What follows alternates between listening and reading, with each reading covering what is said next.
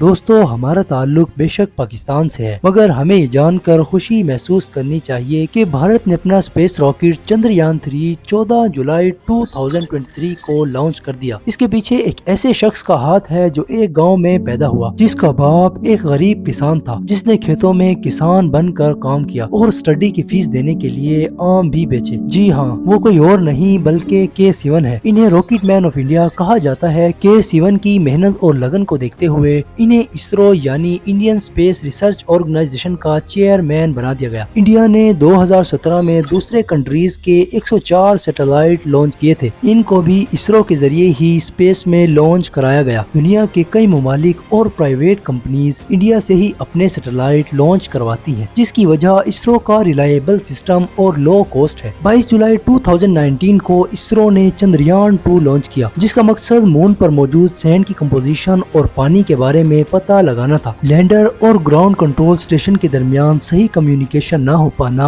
और लैंडर की स्पीड कम न हो पाना इसके क्रैश की वजह बनी। उस वक्त लैंडर 10 किलोमीटर पर आवर की बजाय 200 किलोमीटर पर आवर की स्पीड से मून के लो ऑर्बिट में ट्रेवल कर रहा था। चंद्रयान 2 के फेलियर की एक बहुत बड़ी वजह लैंडर की लेग्स का ना खुलना था। इस हादसे ने हर किसी का दिल तोड़ दिया और हमारे हीरो यानी के-7 जी दुखी होकर इंडियन पीएम के गले लगकर रोने लगे और हर तरफ गम ही गम छा गया। इस हादसे में हमारे पड़ोसी मुल्क भारत को 1.4 बिलियन डॉलर्स का नुकसान हुआ, जो कि वाकई एक बहुत बड़ा लॉस था। मगर फिर भी उन्होंने हार ना मानी और तमाम साइंटिस्ट चंद्रयान 2 में जो गलतियां थी उन्हें सुधारने और चंद्रयान 3 को बनाने में लग गए। आखिर 4 साल की अनथक मेहनत के बाद इसरो ने चंद्रयान 3 को मुतारिफ करवाया और 14 जुलाई 2023 को चंद्रयान को स्पेस के सफर पर रवाना किया। चंद्रयान 3 में बहुत सी इम्प्रूवमेंट्स की गई हैं। इसमें लैंडर को दोबारा रीडिजाइन किया गया है और इसको कंस्ट्रक्ट करने के लिए बहुत पावरफुल मटेरियल इस्तेमाल किया गया है, जो इसे मून के हाईएस्ट टेम्परेचर पर सर्वाइव करने में मदद देगा। इसके अलावा रोवर जो मून की सतह पर उतरकर स्टडी करेगा, इसमें इम्प्रूवमेंट्स लाई गई हैं ताकि ये ज्यादा से ज्यादा डेटा कलेक्ट करके जमीन पर भेज सके। अब सवाल ये पैदा होता है कि इंडिया की इकोनॉमिक कंडीशंस तो इतनी ज्यादा स्ट्रॉन्ग नहीं है, मगर फिर भी इंडिया उन पर एक्शन लेने की बजाय मून पर जाने के लिए इतना बेताब है। उसने इस पूरे प्रोजेक्ट में $2 बिलियन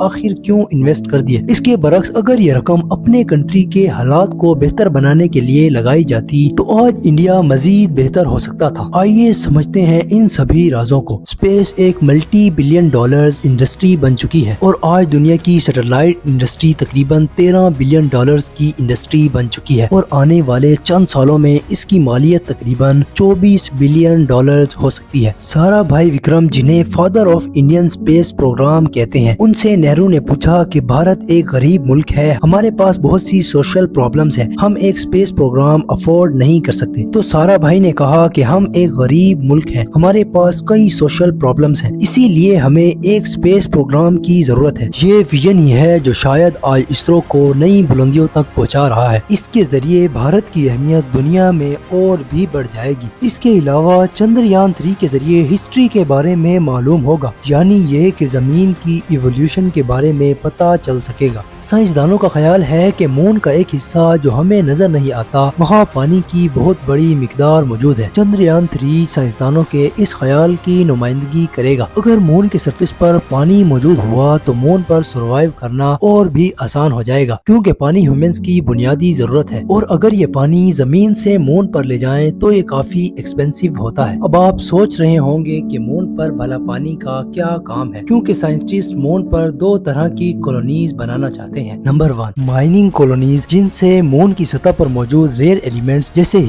और बेरिलियम वगैरह की खोज लगाकर उन्हें जमीन पर भेजा जाएगा। नंबर 2, कॉलोनीज फॉर स्पेस, ये कॉलोनीज रॉकेट्स और मिसाइल्स की टेस्टिंग के लिए इस्तेमाल होंगी और इसके अलावा मार्स पर ट्रेवल करना भी आसान हो जाएगा। इसरो ने चंद्रयान 3 को जमीन के लोअर ऑर्बिट में लॉन्च किया, जिससे वो जमीन के गिर्द चक्कर लगाकर ग्रेविटी को यूज करता हुआ स्पीड गेन करके मून के ऑर्बिट में दाखिल होगा, जिससे फ्यूल की कॉस्ट बहुत कम पड़ेगी और इस तरह ये मिशन चीप हो जाएगा।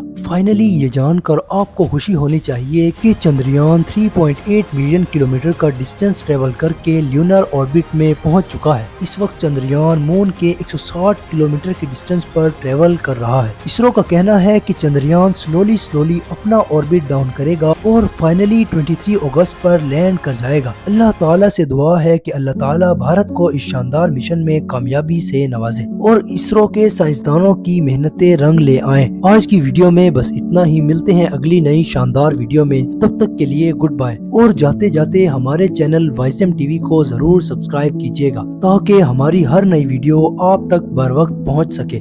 शुक्रिया।